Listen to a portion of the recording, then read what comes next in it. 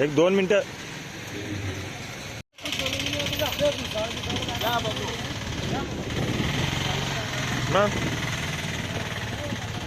आज तुम्ही या ठिकाणी भेट दिलेली आहे, पाहणी केलेली आहे, तर कशा स्वरूपाचं या ठिकाणी नियोजन असणार आहे? पुढे प्रयोजन करतो आम्ही, पॉझिटिव्हली सगळं हँडल करतो.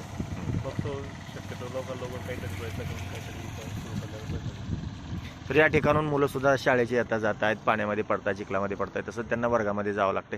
वारंवार ही समस्या आहे या ठिकाणी, कशी सॉल्व्ह होणार आहे? आपण पुन्हा प्रयत्न करू त्यासाठी. आणि शक्यतो आता मी थोडं कोऑर्डिनेशन करतो आमच्या कलिगासोबत. मी पण नवीनच आहे, कोऑर्डिनेशन करून ठरवतो की कसं आपल्याला इथं काय करता येईल, तिथे नाणे वगैरे काय सगळं करून आम्ही ठरवू. आता मुलांना कसं आम्ही थोडं सेफ्टीच्या हिशोबाने कसं करता येईल पुढे. आता श्रावण महिना येतो, नागेश्वराची खूप मोठी यात्रा इथं भरते. असा जर पाऊस सुरू राहील तर यात्रेकरून सुद्धा इथं जाता येणार नाही. आम्ही तात्काळ काहीतरी प्रयोजन करतो की पाणी निघून जाईल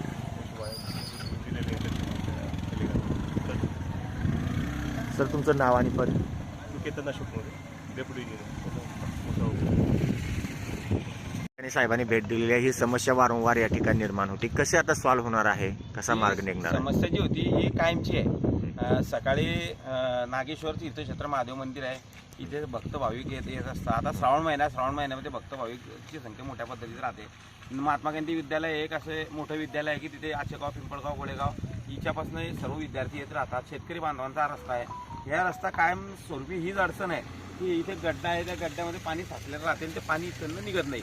तर मी माननीय नगर परिषदेच्या वतीनं माननीय सार्वजनिक बांधकाम खात्याचे उपविभागीय कार्यकारी अभियंता आदरणीय केतनजी मोरे साहेब, आहिरे साहेब यांना मी विनंती केली, त्यांना लेटर दिलं की बुवा तुम्ही येऊन तातडीने इथे पाहणी करा. मी सर्वप्रथम केतन मोरे साहेबांचा आणि आहिराव सरांचं मी मनापासून आभार मानतो, त्यांना धन्यवाद देतो की निवेदन देताच 5 मिनिटांमध्ये ते इथे आले आणि त्यांना आम्ही समस्या सांगितली. ही तातडीनं मार्ग हिच्यात निघाला पाहिजे. हा जो नवीन रेल्वे पूल बांधला आहे, रेल्वे पुलाला तुम्ही अप्रोच जोडला तर तो रेल्वे पुलातनं वाहतूक हिच्यातनं सुरू होईल अशी त्यांना विनंती केली. ती रेल्वे विभागाचे ADRM ठाकूर साहेबांना व्हिडिओ कॉलिंगद्वारे ही समस्या दाखवली आणि त्या दोन्हीचं कोऑर्डिनेशन करून ही समस्या कायमची निघाली पाहिजे असं मी नगर परिषदेच्या वतीनं माननीय केतन मोरे साहेबांना विनंती केली. त्यानंतर राज्याचे मंत्री आदरणीय संजयजी सावकारे साहेबांना मी विनंती केली की साहेब या पुलाच्या खालचं पाणी आपण काढलं पाहिजे. यांचा रस्ता आहे आणि या पुलाचं समस्या तातडीने निघाली पाहिजे. मंत्री मोऱ्यांनी त्या माध्यमातून विनंती केली.